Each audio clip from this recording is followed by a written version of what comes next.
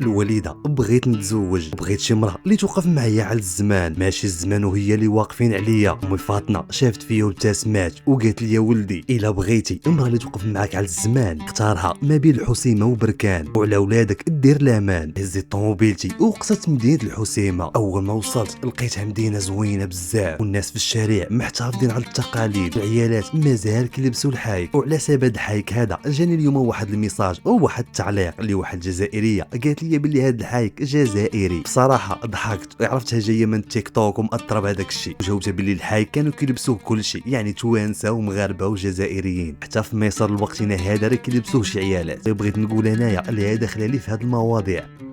مشيت خديت واحد الشومبر في واحد لوطيل باش نستكشف المدينه ونشوف الناس ديالها. خرجت جلست في واحد القهيوه وريحت حتى واحد السيد، وبديت كنتبادل انا وياه في الهضره حيت عرفني باللي براني وظن انني جاي على حساب السياحه. ولكن ملي سولني غادي نقول ليه لا، انا جيت باغي نقلب على شي من الناس، باغي نكمل دينو وباغي نتزوج. السيد وجهه تلون شويه وقال لي ما ننصحكش انك تزوج من عندنا. قلت واقيلا ما كاين شي حاجه ماشي هذه. غيقول لي لا حنا كنحافظوا على الثقافه ديالنا وعلى التراث ديالنا، هذاك الشيء علاش ما كنزوجوش بناتنا بشي وحده اللي جايين من برا، ولكن كنفضلوا اننا نزوجوهم بالناس اللي يكونوا عايشين في المنطقه باش نحافظوا على التراث ديالنا وعلى اللهجه ديالنا. بصراحه هاد الاخبار هذه اول مره غادي نسمعها. انا متكي في لوطيل وكنفكر ويلي الام ديالي صيفطتني هنايا، ولكن الناس ما كيزوجوش بناتهم من البراني. كنت محبط بزاف ومدقدق ديال بصح. اش غدير؟ نحست والغد ليه مع الصباح غنهز طوموبيلتي وغادي نرجع عند الوالده ونقول لها الوالده راكي غلطتي،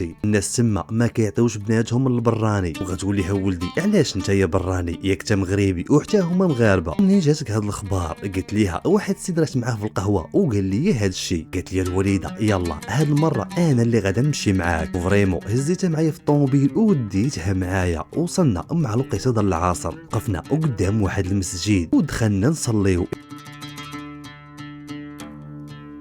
امام سالا وانا كنتسنى في الطوموبيل والوالده باقا ما هوداتش. ويلي شنو واقع؟ غادي نهود، غتبان لي واقفه مع مجموعه من النساء، بغيت نقرب منهم غتقول لي لا حبس السماكين، وبقيت واقف بعيد. من بعد غادي ترجع عندي في الطوموبيل وهي كتضحك وغتقول لي صافي لقيت لك العروسه. ونقول لها كيفاش لقيتيها؟ غتقول لي هاد النساء اللي كنت معاهم في المسجد امراه وعندها 5 هاد الدريات ما شاء الله، بنتها الكبيره زوينه ومثقفه وعارفه الحدود ديالها ما بينها وما بين ربي. وقالت لي هاد عشيه هادي مورا العشاء غادي نمشيو نخطبوها. وهذاك الشيء اللي كان وقيته ديال العشاء غادي ندخلوا عاوتاني نصلي وغادي نتلاقى معاها، وهيك غتعطيها لادريس وغادي نمشيو لعندهم. ملي دخلت بغيت نخطب البنت لا علاقه بهذاك الشيء اللي قال لي الراجل في القهوه. كاينين بعض الناس اللي كيحافظوا على التقاليد ولكن ماشي كاملين. تعرف الارزاق بيد الله، وداز كل شيء بخير ودرنا العرس ديالنا وكل شيء كان فرحان. ديت معايا الزوجه ديالي اللي كانت راضيه مرضيه، الريفيه ام عينيه.